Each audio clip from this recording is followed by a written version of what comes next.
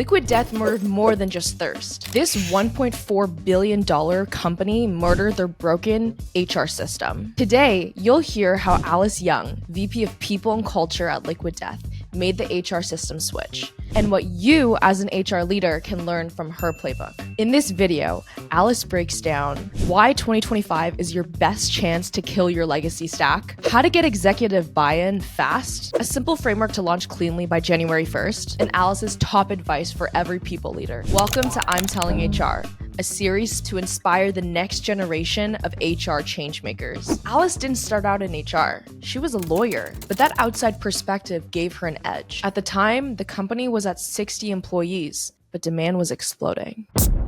In terms of what our HR tools and practices were like when I joined, they were close to non-existent. We had one recruiter on the team who's been here since the beginning, was having to do recruiting just using Gmail. We had a PEO that was kind of taking care of the essentials, making sure folks got paid, right? There was nothing in terms of engagement work or performance management or compensation reviews, that sort of thing. So it was kind of like they were keeping the lights on. Survival mode wasn't enough for Alice. With headcount doubling and tripling, Alice knew this wasn't just another year of growth. It was the last safe window to make a clean exit before scale was impossible. Lesson 1: act before scale buries you. Use natural milestones like the year-end payroll to make a clean switch before the year-end. Building on top of that, most HR leaders wait until their system breaks. The fact that our PEO contract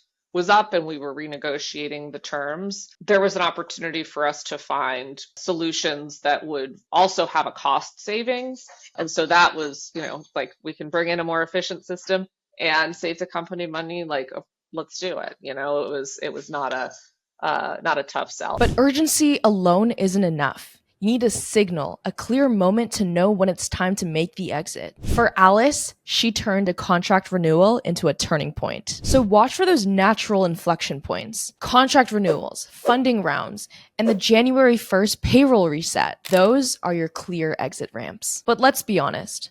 HR doesn't always get the mic. Convincing your CEO and CFO to make the HR system switch can feel impossible. But Alice, she flipped the switch. Our CEO and our co-founders was that prepare for scale, right? Everyone had felt, the pain of having the limitations on the system that we currently had in place. So folks were eager for change, which was great.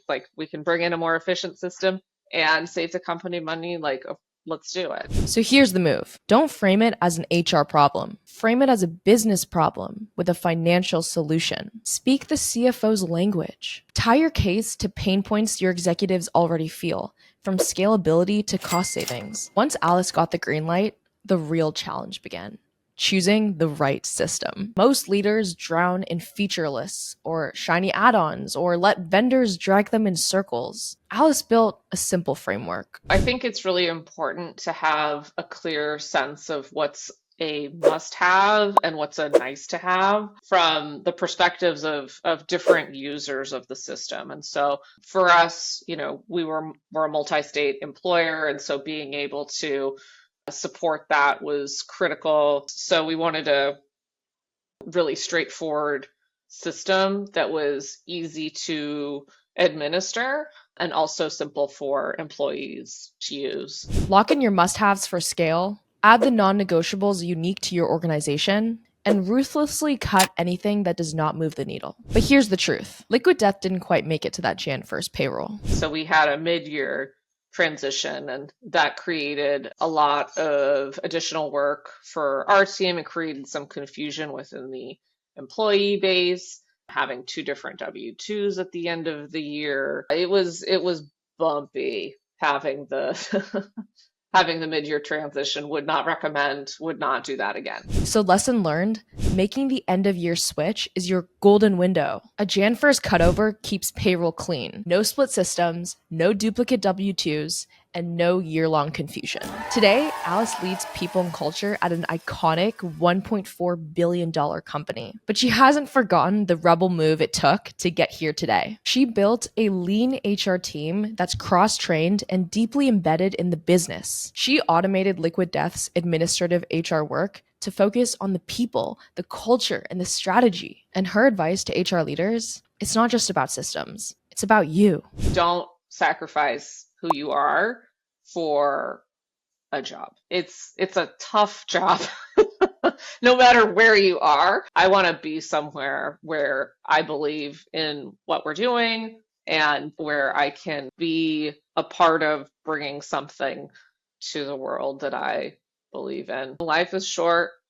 Have fun. And so that's her playbook. Kill your broken system, build a foundation that scales, and free yourself to do work that matters. And don't ever lose the part of you that made you want to do this work in the first place. That's how Liquid Death buried their broken HR stack and built for scale with Rippling. So if you're wondering whether 2025 is your year to make the move, it is. Kill your legacy stack before it kills your team. And so huge shout out to Alice Young at Liquid Death for sharing her playbook on making the HR system switch. And cheers to murdering thirst and murdering your broken HR system.